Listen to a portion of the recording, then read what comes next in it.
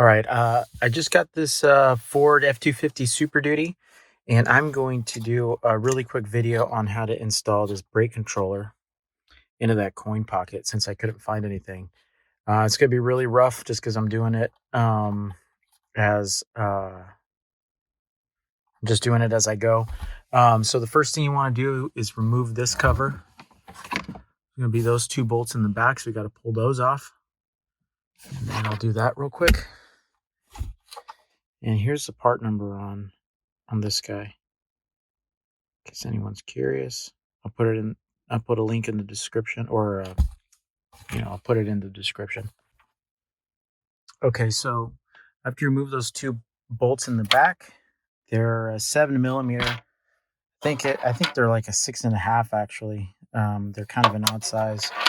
And you want to pull it straight up. You'll get those clips right there. They pop right out of the top, and then you got to loosen up those two screws, and the front of the radio pops right off. All right, so after you take off those two screws very carefully, you just give it a little snug push. Be careful not to break any of the plastics, and pop the front bezel off. And then we're going to grab and pop this side bezel off right here. So that should just pop off like that. So then once you get the bezel off, we'll take the coin holder out, put this guy in. All right. So once you pull the coin holder out, you'll see the dummy plug in the rear. It should match up with this plug. So we're going to just reverse this process. We're going to take the plug out of there, plug it into here, put this back, and then make sure anything you've unplugged gets plugged back in before you snap everything back together. Okay, so once you snap this all back in together, you want to put your dash back together before you start the truck. So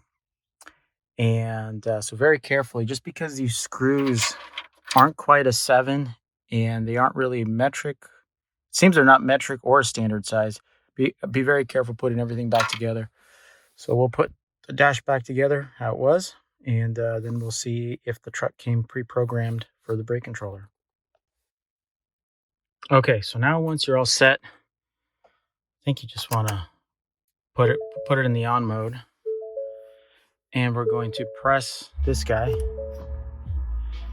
So if you press this and nothing happens on the screen, like mine, it means that the truck wasn't pre-programmed for it. So once you get it installed, then you just want to go to the dealer for the newer trucks, or if it's a later model, you could probably have someone with a vehicle programmer plug it in for you, so that when you hit this, it should say trailer disconnected on your screen.